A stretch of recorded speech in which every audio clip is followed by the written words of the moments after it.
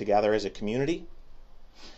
We are working hand in hand with the police department. I echo the chief's request for support from the community. We cannot do this alone. We need the community to speak up. We have the support of the school district. Jaime's here to talk about that as well.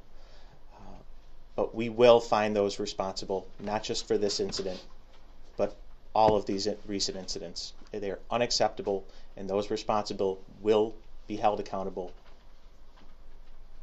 and justice will be served.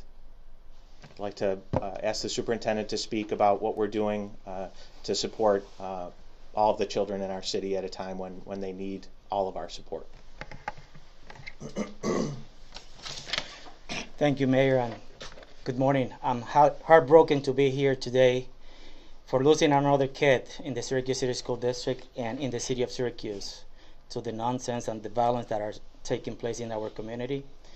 Last night, as soon as I was made aware of the incident, we began to communicate in the district and to activate our crisis management team. This morning, we have counselors and social workers at the school to support our students, to support our families, and to support our staff. This is something that we are doing now on a regular basis, and it's something that it's hurting the community. So we need to work together. We need to make sure that there's a message out there that this behavior is not going to be tolerated in the city of Syracuse. We're working with the police department, we're working with the city, and we're committed to do everything that we can to support our kids, our students, and our staff in the Syracuse City School District. Now I would like to introduce Deputy Mayor Sharon Owens. Thank you, Superintendent.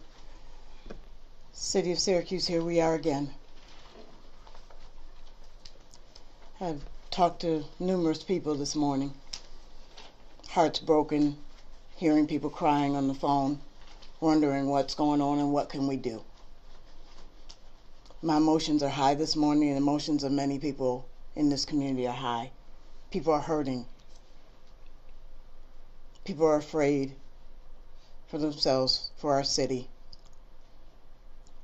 We're a community that rises to the top for whatever situation that comes to us. And the mayor and I and the chief and the superintendent are all in. Our hearts bleed for these families, for our children, and what's going on in our community. So I ask everyone to take a deep breath and let's strategically come together and figure out what we're going to do. The police, the chief and his team are doing what they need to do to track down the folks that are causing this rampage of violence in our community. So I'm asking community members, I'm asking those with ideas. I'm available. The mayor's available. Superintendent's available. Let's strategically talk. Right now you're angry. Right now you're afraid. Right now you're hurt. And those are emotions that I'm feeling just as you are. But from this moment, we have to strategically begin to think about what we're going to do moving forward around this. For our children, for our families, for our neighborhoods. And just like anything else, the city of Syracuse is ready to take on this challenge. And we're asking you to join us. Thank you. Thank you, Sharon. Happy to answer any questions. Mayor, one thing, as Sharon talked about, the fact that you guys are looking to strategize with anybody. Yeah. I would imagine that throughout the night that you guys thought about what to do. I mean, have we reached the point where we're talking maybe curfews or additional cameras in areas? What kind of outside the box things are you thinking of? Yeah. As Sharon said, all of our emotions are running high. Community leadership, those that are in our neighborhoods, and it's important that we work through those emotions, but that ultimately we focus on what works. And to the point of ideas out there, nothing is off the table at this point.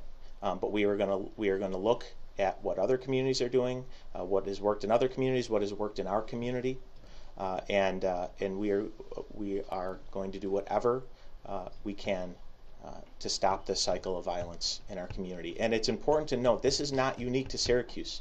This is an epidemic across our entire country. gun violence plagues every community in the country. And so we are going to focus on solving it here in Syracuse, but we as a nation need to figure out how to solve it throughout the entire country. One of the things that Chief talked about, I think last week, you guys were also together down in Midland. It seems as though, and I talked about his frustration, it seems as though you'd think that the Midland thing would be a tipping point, then you'd think another shooting.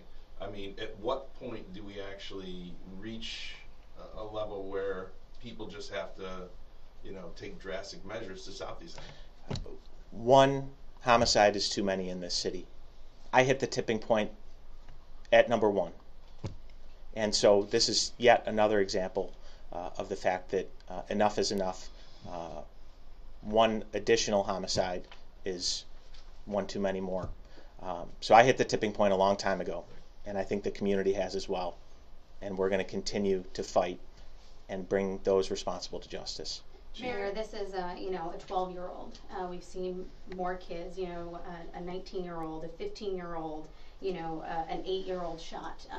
I mean, really, what are you going to do to really stop these kids from getting killed? I mean, what are the plans? What are moving forward? It's what we all are going to do. Not one of us, Chief Fowler and the police department, are not going to solve this on their own. I, as mayor, the deputy mayor, we're not going to solve it on their own. We have to work together as a community. And so that's what we're going to focus on doing. And again, nothing is off the table at this point. We want to find what works and make it happen. And that's what we're going to do. So you said, sorry. You're in the process of searching for a new police chief. Have you or the deputy mayor, is this something that comes up in conversation quite often, strategy?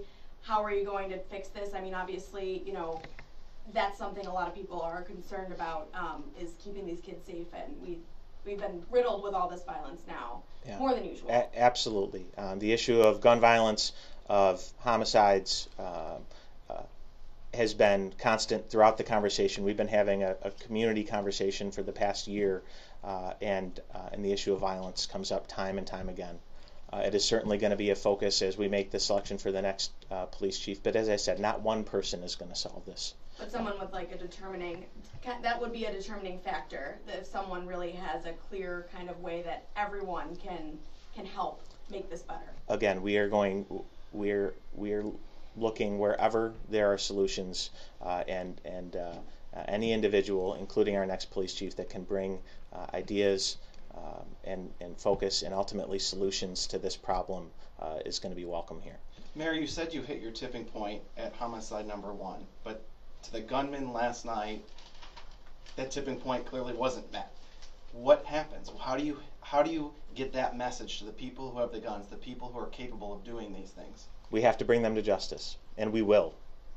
And so let that be notice, not just to those responsible for last night's homicide, but every homicide that we have not yet solved, that we will find you.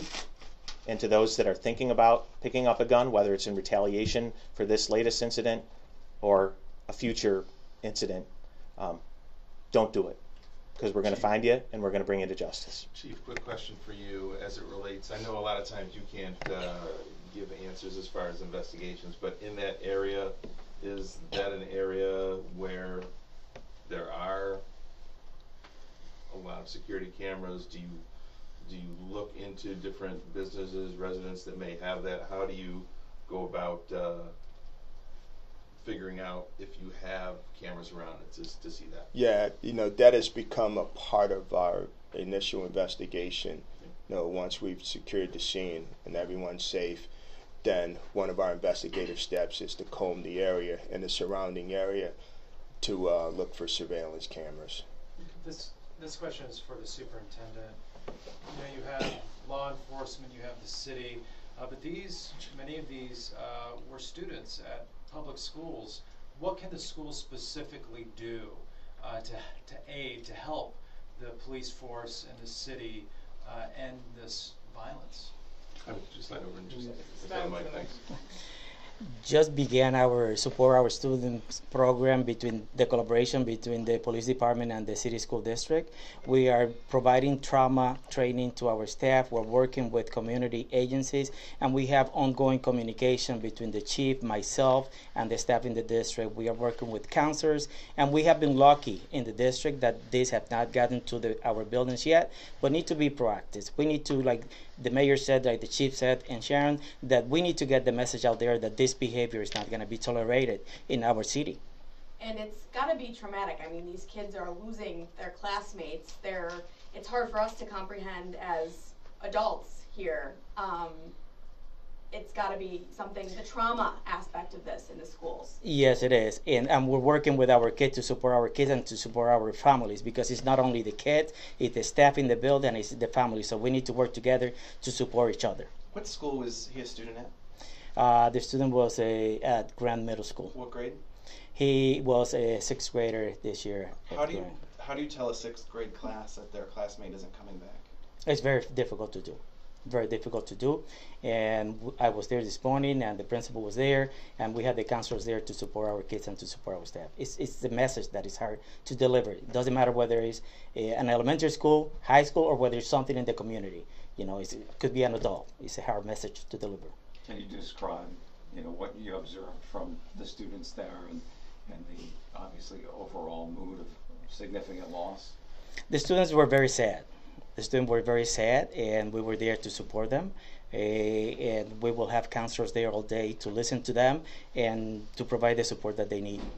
Mayor Walsh, you say that you're appealing to the community. You say this is going to be a community effort. A, what specifically do you want from the community? And B, isn't part of the problem the community in many ways, someone who might have information isn't coming forward with information for whatever reason? Can you talk about that a little bit? Well, the community has to work with us, and if people have information, they need to share it with us. And oftentimes that is a challenge. So we are once again asking the community, those who know, not just who may be responsible for these incidents, but who may have a gun under their mattress, who may be having conversations about future incidents of violence. We need the community to work with us. There are safe ways to do it. We understand people are scared. The deputy mayor said it. People are scared, and we don't underestimate that. There are anonymous ways to share information. We have a tip line. We have a tip app that you can download on your phone. There are safe, anonymous ways to share this information, and we implore the community to work with us. I think the superintendent brought up an important point. The specific incidents of violence are part of a broader, more complicated problem.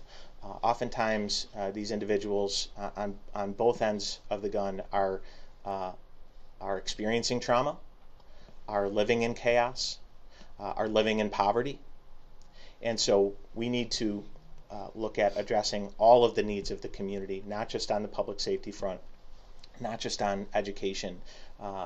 This is a much more complicated problem that requires complicated and holistic solutions. This one's for the superintendent. I mean, how do you help kids who don't go up to school, who are on the streets and they, have dropped out? I mean, how do you help kids in that sense?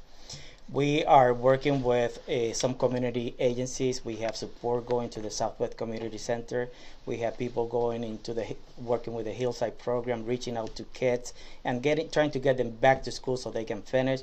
And we are there to provide the extra support that is needed for our kids. It is something that is very hard, but we need to be proactive. I'm working with our students. Our students want to have a forum about violence in our community, and we are going to support our kids. We need to make sure that our kids are able to get the message out and that we work together to support them. Mayor, who's the best Excuse person me. to... I have one more thing to say, and then we're going to be done here, folks. Hey, listen.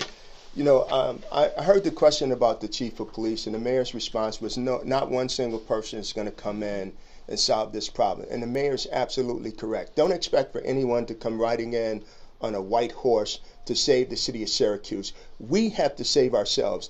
The things that we need to save ourselves from this exist right now. I will say this, and I really can't go into detail about this, but here it comes. There were some things that occurred in that neighborhood and the days leading up to this that we weren't aware of. Had folks in that neighborhood called the police, we would have been able to intervene. Now, I'm not saying that we would have saved this child's life, but I'm saying to you that I would love to have had a chance to save this child's life. Okay, there's a lot of things that we can do for ourselves that we're not doing for ourselves. When I stand at this podium and I ask for public cooperation, when children are hurt and we don't get the response that we need, then everybody needs to take ownership from this. Okay, so let's make sure that our focus when we leave here today is in the right place, that we can do this together, but we have to come together on this. And yep, we talked about tipping points. Well, we've reached a tipping point, and our emotions and everything else is spilled on the floor. So now's the time, and we're done here. Thank you, everybody. Thank you.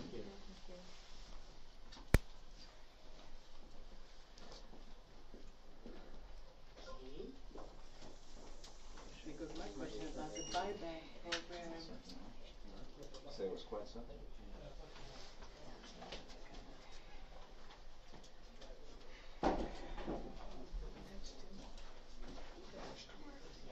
The best soundbite of the day, though.